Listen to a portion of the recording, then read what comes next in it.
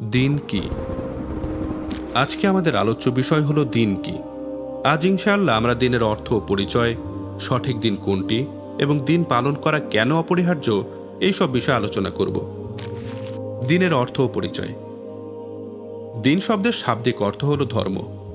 মানুষ যা কিছু ধারণ করে এবং যে সকল বিশ্বাস লালন করে তাকে ধর্ম বলে।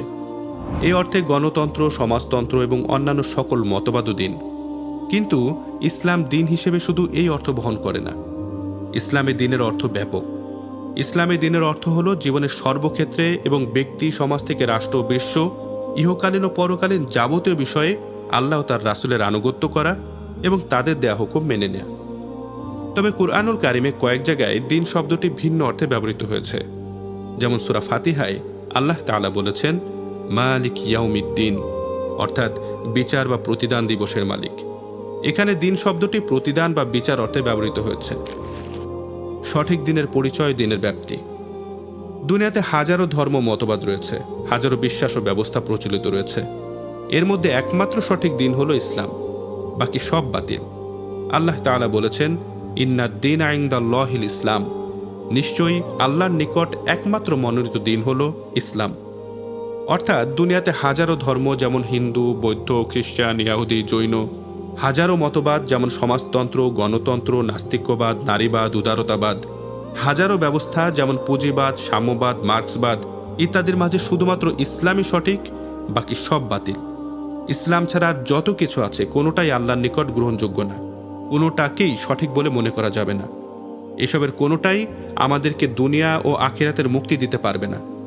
যদি আমরা মুক্তি চাই তাহলে শুধুমাত্র ইসলামকে অনুসরণ করতে হবে। আমাদেরকে জীবনের সর্বক্ষেত্রে শুধুমাত্র ইসলামকে লালন করতে হবে। যদি কেউ ইসলাম ছাড়া অন্য কোনো ধর্ম বা মতবাদ গ্রহণ করে বা সঠিক বলে বিশ্বাস করে তাহলে সে ভ্রান্ত বলে বিবেচিত হবে। এমনিভাবে কেউ যদি জীবনের কিছু ক্ষেত্রে ইসলামকে অনুসরণ করে আর কিছু ক্ষেত্রে ইসলাম ছাড়া অন্য কিছুর অনুসরণ করে, যেমন ইবাদতের ক্ষেত্রে ইসলামের অনুসরণ করে আর রাষ্ট্র পরিচালনার ক্ষেত্রে পশ্চিমের অনুসরণ করে, আইন বিচারের ক্ষেত্রে ব্রিটিশের অনুসরণ করে, অর্থনীতির ক্ষেত্রে সুদ ও পুঁজিবাদের অনুসরণ করে, তাহলে সে ভ্রান্ত বলে বিবেচিত হবে। আল্লাহ তাআলা বলেছেন وَمَن يَبْتَغِ غَيْرَ الْإِسْلَامِ دِينًا فَلَن يُقْبَلَ مِنْهُ وَهُوَ فِي الْآخِرَةِ مِنَ الْخَاسِرِينَ।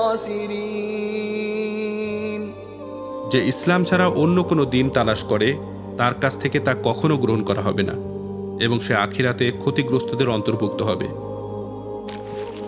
দিনের ব্যাপ্তি। ইসলাম একটি পরিপূর্ণ জীবন ব্যবস্থা। জীবনের প্রতিটি ক্ষেত্রে যাবতীয় সমস্যার সমাধান ইসলামে আছে। যদি কেউ ইসলাম পালন করে তাহলে তার দুনিয়াবী যাবতীয় সমস্যার জন্য ইসলামই যথেষ্ট। তাকে আর অন্য কারো কাছ থেকে কোনো কিছু ধার করতে হবে না, কারণ ইসলামে সামান্য নখ কাটা থেকে বিশ্ব পরিচালনা, ব্যক্তিগত, ধর্মীয়, রাজনৈতিক ও আধ্যাত্মিক সব সমস্যার সমাধান দেওয়া আছে। আল্লাহ তাআলা বলেছেন আল ইয়াউমা আকমালতু লাকুম দীনাকুম ওয়া আতমামতু আলাইকুম নি'মাতি ওয়া রাদিতু লাকুমুল ইসলাম দীনা। আজ আমি তোমাদের জন্য তোমাদের দিনকে পূর্ণাঙ্গ করে দিলাম, তোমাদের প্রতি আমার নিয়ামত পূর্ণ করে দিলাম এবং ইসলামকে তোমাদের দিন হিসেবে কবুল করে নিলাম। দিন পালন করা কেন অপরিহার্য? আমাদের দুনিয়াতে আগমনের উদ্দেশ্য এটা নয় যে কিছুদিন ভোগবিলাস করব, নিজেদের খেয়াল খুশি মতো চলব আর হায়াত শেষ হলে মরে যাব। আমাদের দুনিয়াতে আগমনের উদ্দেশ্য হলো আল্লাহর ইবাদত করা। আল্লাহ তাআলা বলেছেন ওমা খলাকতুল জিন্না ওয়াল ইনসা ইল্লা লিয়াবুদুন, আমি জিন ও মানুষকে একমাত্র আমার ইবাদতের জন্য তৈরি করেছি। এই কারণে আমাদের সব সময় সৃষ্টির উদ্দেশ্য মাথায় রেখে বেশি বেশি ইবাদত বন্দেগীতে মনোযোগী হওয়া উচিত এবং জীবনের সর্বক্ষেত্রে আল্লাহ ও তার রাসূলের আনুগত্য করা উচিত।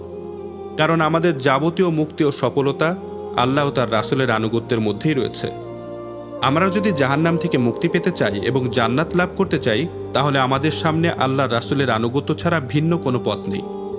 আল্লাহ তাআলা বলেছেন ওমা ইউতিউল্লাহ ওয়া রাসূলাহু ফাকাদ ফাযা ফাওজান আযীমা, যারা আল্লাহ ও তার রাসূলের আনুগত্য করে তারাই মহাসাফল্য লাভ করবে। আল্লাহ তাআলা আমাদেরকে আল্লাহ এবং তার রাসূলের আনুগত্যের মাধ্যমে মহাসফলতা লাভ করার তৌফিক দান করুন। আমিন ইয়া রাব্বাল আলামিন।